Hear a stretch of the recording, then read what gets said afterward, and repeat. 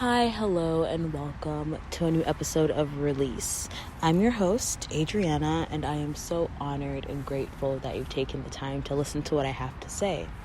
Today, I'm outside. I am so happy to be outside. It is one of the few sunny days that we've had this week, so I'm trying my best to soak that up as much as I can. But today, we're actually going to talk about the opposite, the impending doom, winter.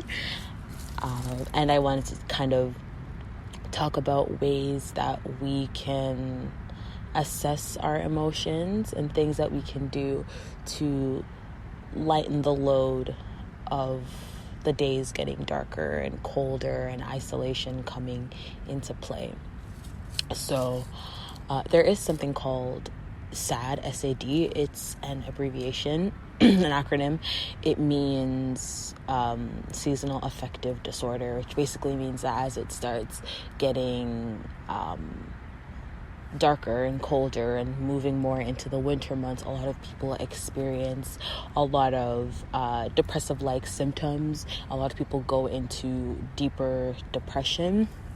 But before I start talking about that, I do want to make it known that a lot of people suffer and misdiagnose themselves with SAD when it could just be a lack of vitamins, because in the winter we lack vitamin D, and a lot of people just getting that vitamin level up really does suffice, and it really does help with their well-being. But this episode is going to be for people that struggle a little bit more beyond just taking medication and things being okay. So for a lot of people that struggle with mental illness, winter tends to be a very hard time of the year for a lot of people. Suicidal ideology is very, very rampant. The actual suicide rates go up during this time of year.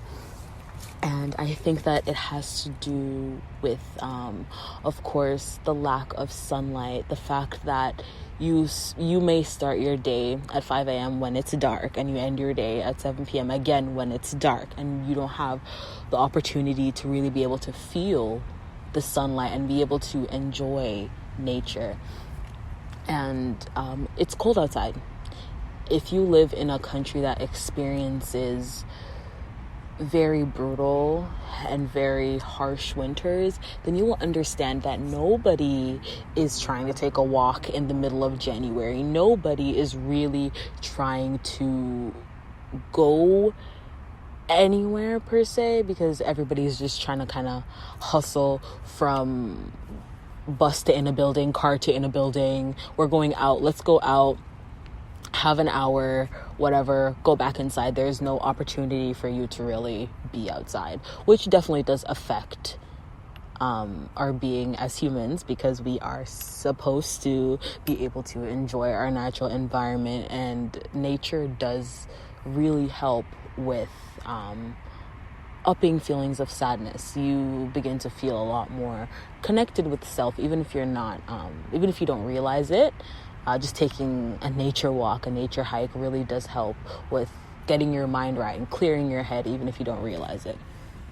But if you have struggled with feeling a little bit more blue during the winter months, here are some things that have helped me and things that I'm probably going to be leaning on as it starts to get colder, to be able to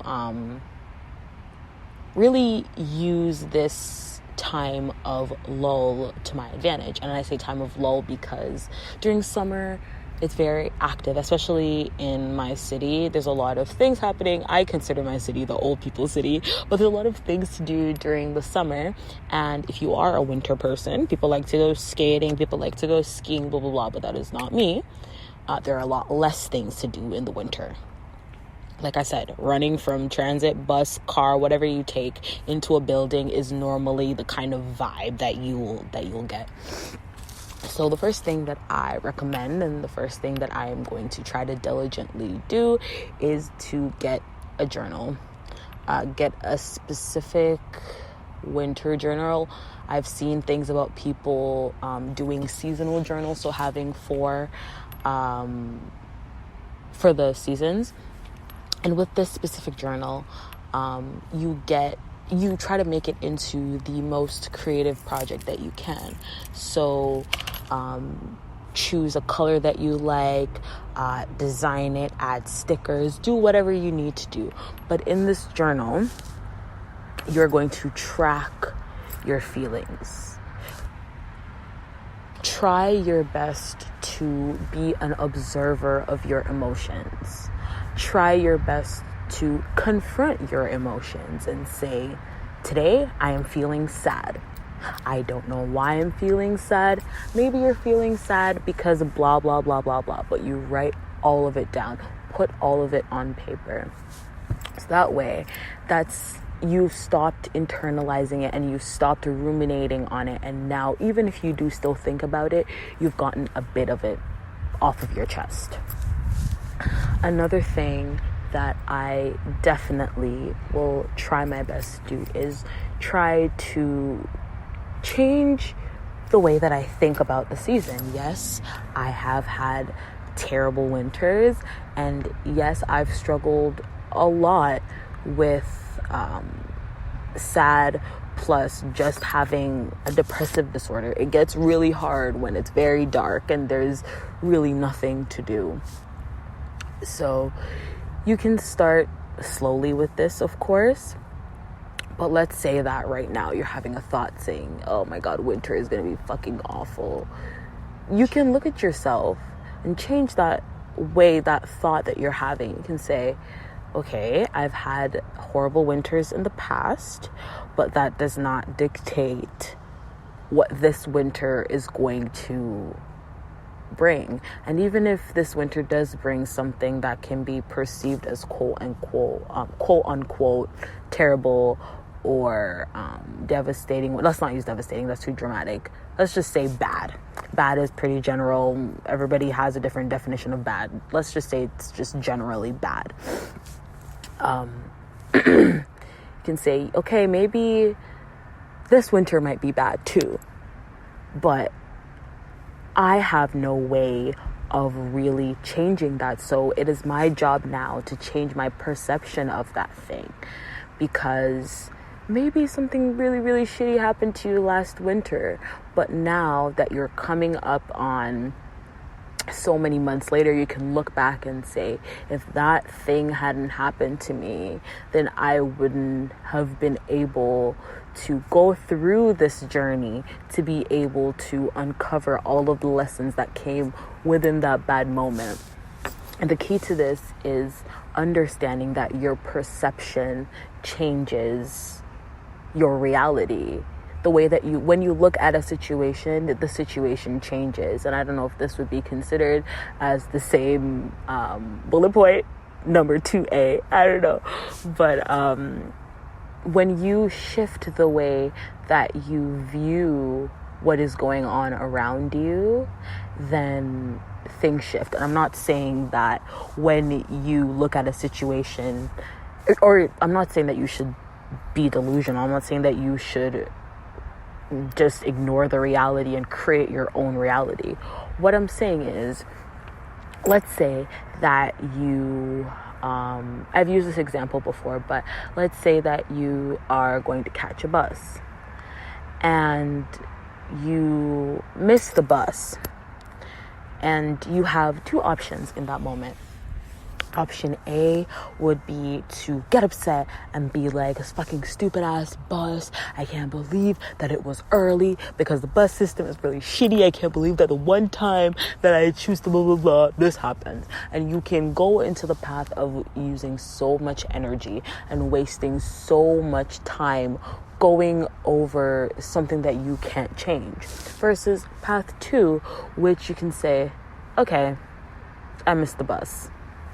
Maybe I should have planned better so I wouldn't be late now that I have to catch another bus. Or, you know what? Everything happens for a reason. I come back to everything happens for a reason with my own observation of my thoughts, because once you recognize that things are just happening and the pain that we feel is because we assign meaning to things. And of course, this is like a hard path, a hard subject to really discuss, because I know that just, saying, oh yeah, everything happens for a reason isn't going to solve the pain. It's not going to solve the trauma that may have ensued from what happened to you. And that also needs to be addressed. Point 2B, therapy. Point 2B, therapy.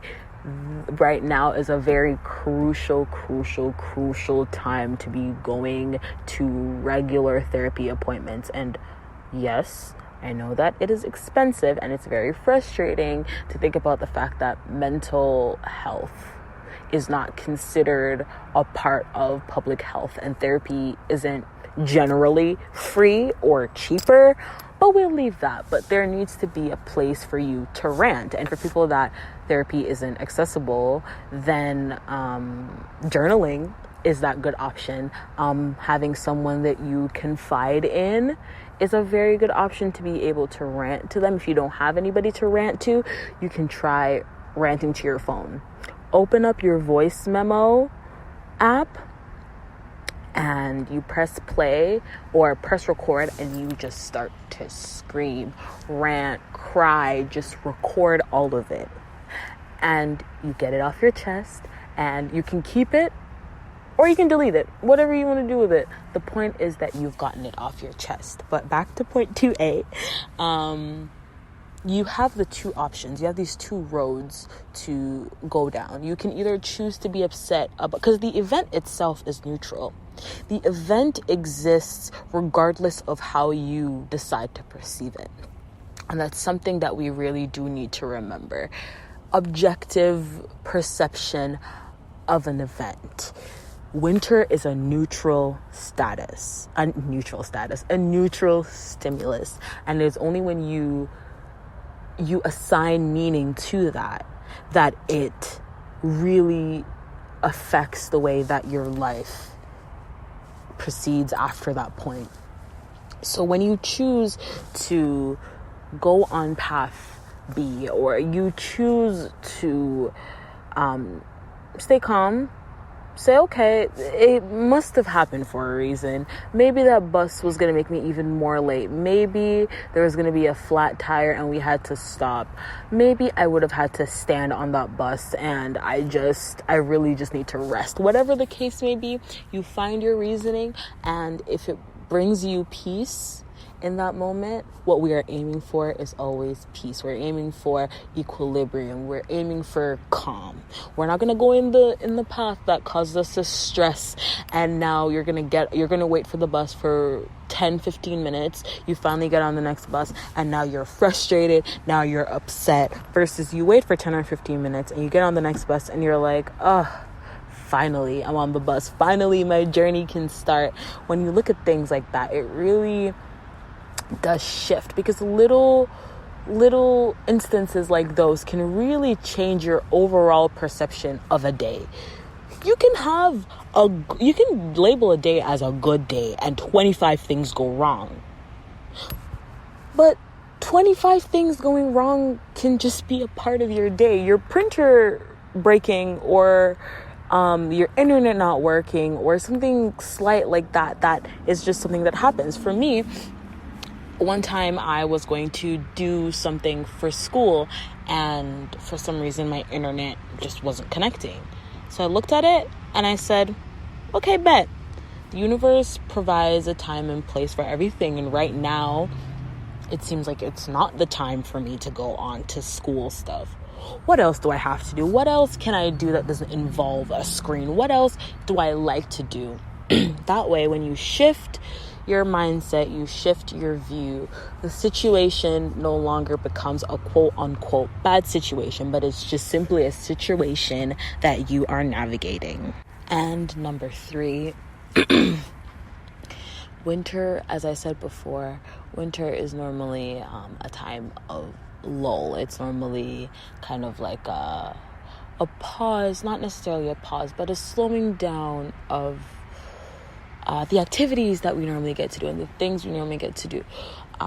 Winter is normally a time of reflection, a time of going inward, a time of looking at yourself and evaluating yourself. And normally, it starts to get cold near to the end of the year. So you can take those, let's say, last 3 months, last 2 months of the year, and you block out that time as a time for you to evaluate what you've done throughout the year. What are the themes that keep coming up? What are if you have ever said, "Ugh, this keeps happening to me. Why the fuck does this keep happening to me?" That is a pattern. Where is that pattern? How do you fall into those bad habits?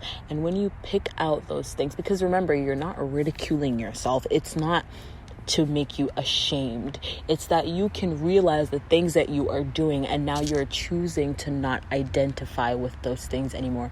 You are choosing to step away from yourself. Look at yourself as a mirror.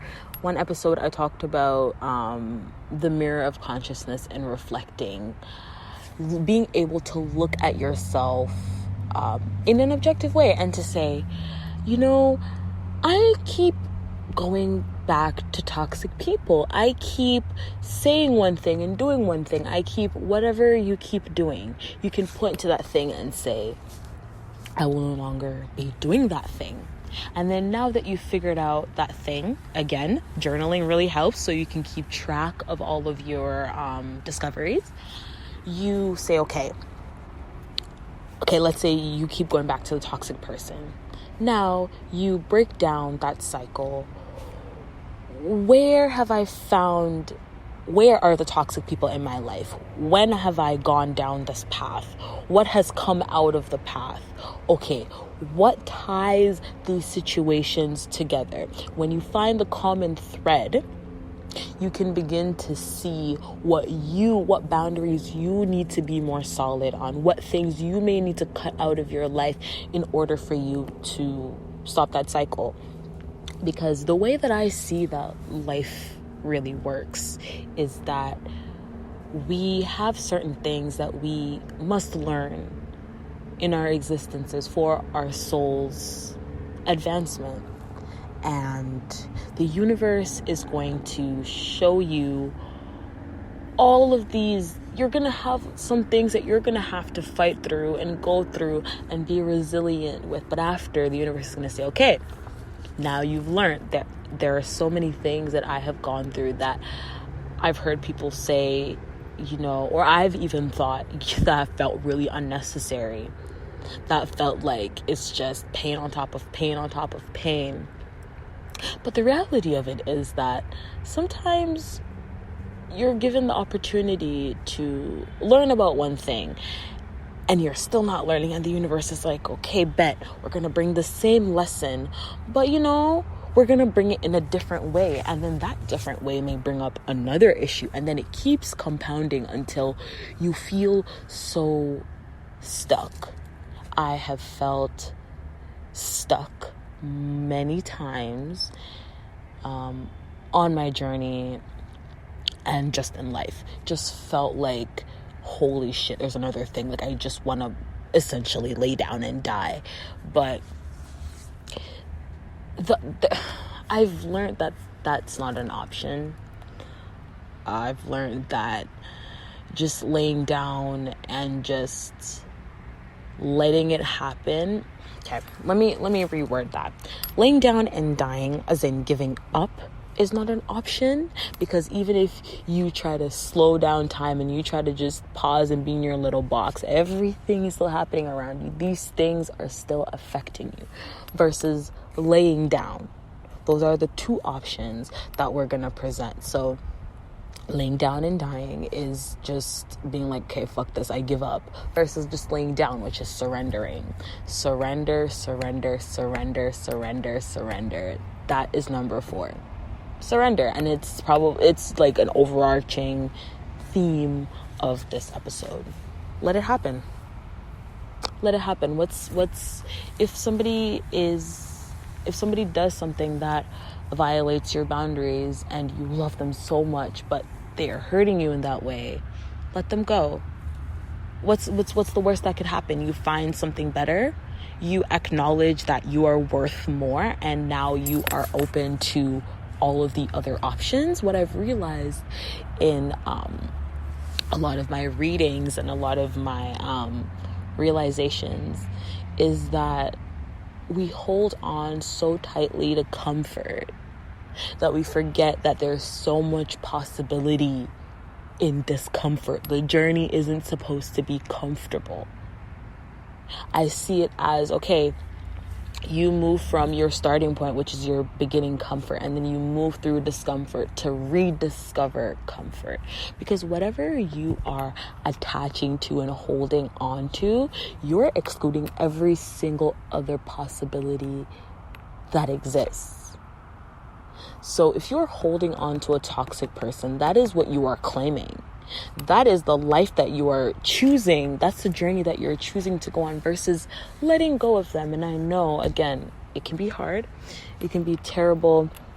It can be gut-wrenching. It can be very, very difficult for you to make that decision. But remember, you're choosing yourself. And once you let go of that one option, you begin to see how all of the other avenues begin to open up. Once you begin to say, you know, I'm not going to take this shit anymore. My boundaries are more important. I am more important. Once you make the decision that you are more important and you stick by it, and your values, your morals, your views, your boundaries, whatever you think, if anybody is violating that and you decide I am more important, the universe will reward you for understanding that you are important. This situation is about learning about yourself. All of these horrible, shitty things that happen to us, all of these things that we go through, in the end, what did you learn?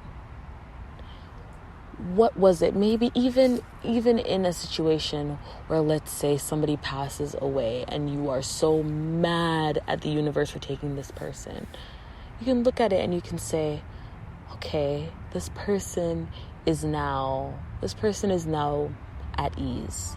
I am mourning and I am so sad, but what can I learn from this situation? How can this hole in my life, what has this person taught me that I can integrate into my life to be able to live a better life, live a better version of life? Because grieving does help.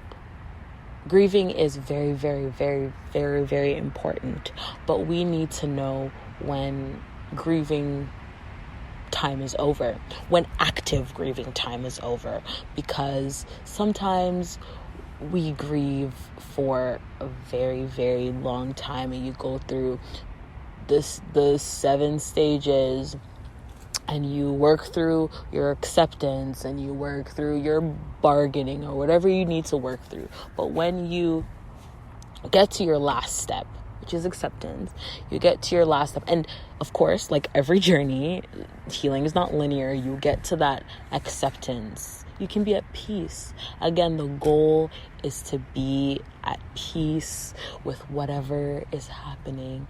And even though it's fucking painful, it's just that I believe that the more painful the thing is, the longer that journey to peace is, but the more rewarding it is at the end, because you are working hard to change the way that you're viewing the situation. And it really, really, really does change. And I guess that is the main point of this episode, that your perception changes your reality. What you choose to do with your time and your energy changes the life that you are living.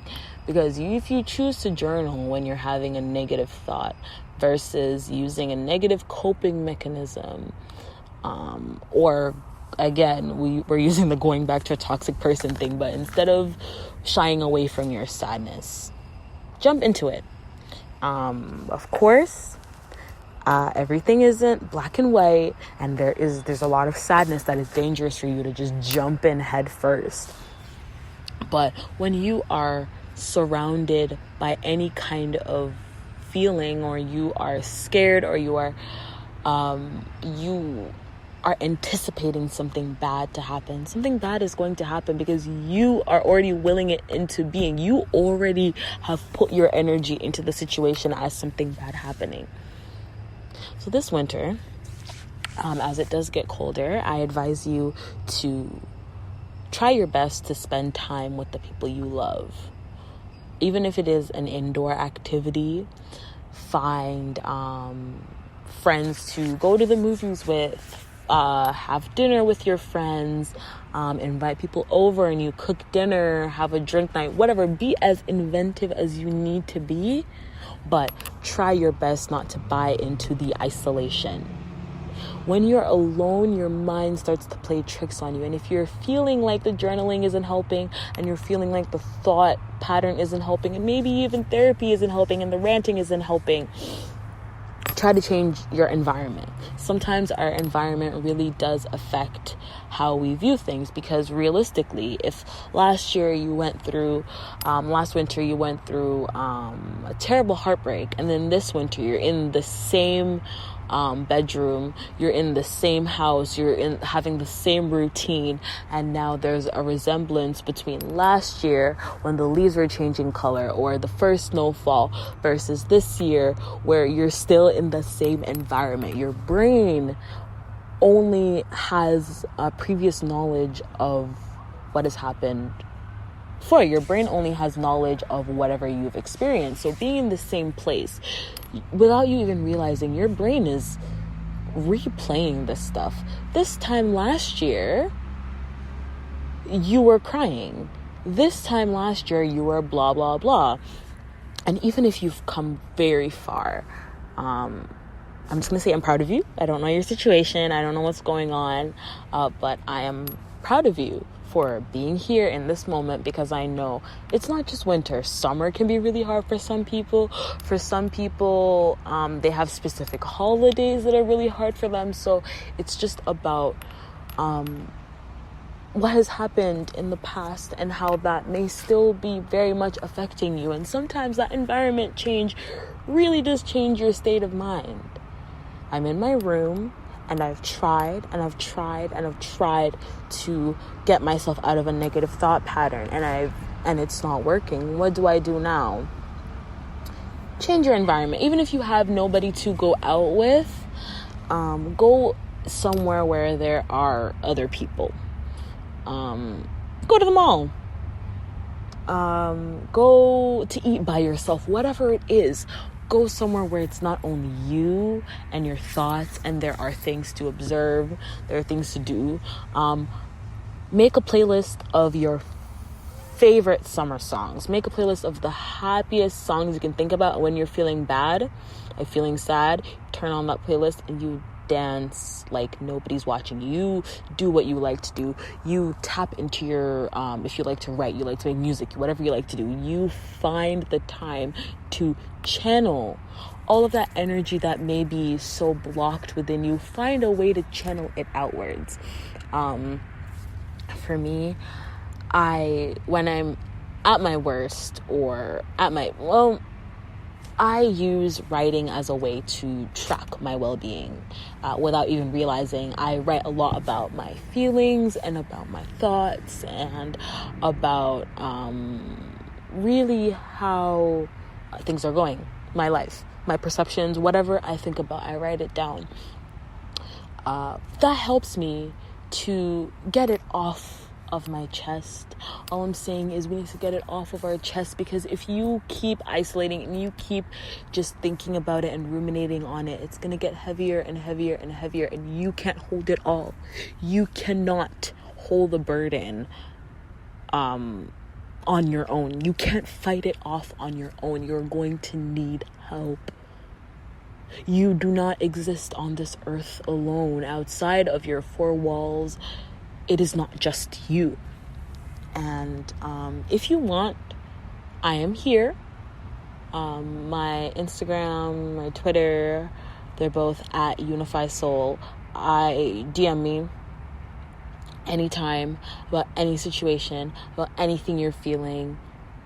I will try my best to, if I don't have any advice or anything that I can tell you from my own experiences, I can direct you to somebody that might be able to help. I can direct you to a website. I can direct you to a phone line, whatever you may need.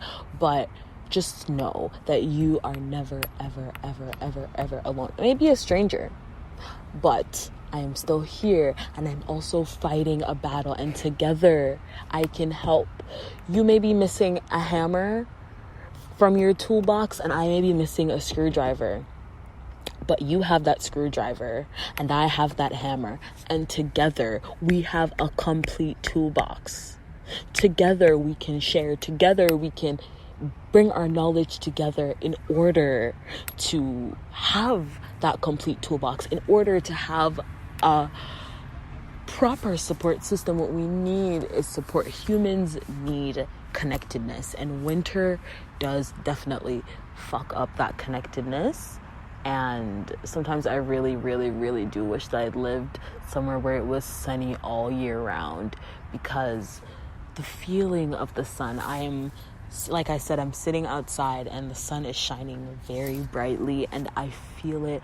I'm closing my eyes and I feel it on my shoulders. I feel it on my arms. It's shining on my back. I feel so at peace that the sun is looking down on me. And that feeling sort of diminishes a bit when you're in winter. And the winter also is a lot of shit does happen in winter. Exam season, the Christmas, people that work retail, there's work stress, there's so much shit happening. There's so much for your brain to just, there's so many things that you could focus on that are negative. But we are not going to focus on those things. We're going to focus only on what we can change in the moment. We're going to only focus on our feelings in the moment. And if you are feeling a certain way, observe your emotion, play through that emotion, but never dwell on it. Let it just float away. Let it flow away. You can imagine that emotion, whatever you want to imagine it as. Maybe like your anger is a cloud. I like clouds. So you can imagine your anger as a dark gray cloud. And just imagine a dark gray cloud as your anger is building and building and building and building. And then you just breathe out. You breathe out, and then slowly that gray cloud will start to look like a white cloud. It'll start to look airy and wispy, and there will be a rainbow. Of course, some people aren't very visual imagination people, imaginators. You know what I mean. They can't visually see a cloud in their head, but it's the feeling. It's the feeling of going from a gray cloud to a nice white fluffy cloud with a rainbow. That's the feeling that we are aiming for. And we won't always be clouds in the rainbow, but we're trying our best to not allow a gray cloud to affect our ability to go outside and dance in the rain. Metaphors. But that is all I have for you guys today. I love you guys so much. I really hope that you enjoy this episode. We are coming to a close of season 2. This is going to be episode 9 of 10 for season 2. And thank you guys for listening. I will do a proper thank you in the next episode, but thank you guys for listening to season 1 and this current season, and thank you guys for listening to what I have to say, because I have a lot of things to say. And in season 3, I am going to try my best to really tap into my vulnerability, because there are a lot of things that have been on my tongue that I'm even barring myself from saying. So season 3 may look a little bit different, but for now, we're not there yet. We're going to focus on the now. For now, we're here, and this is it. We're here. I love you guys so, so, so much. And remember to drink a lot of water, take your meds, don't forget to smile, eat some food. If you can, before it gets cold, take some time in nature. I love you guys so, so, so, so, so, so, so, so, so, so much. Bye.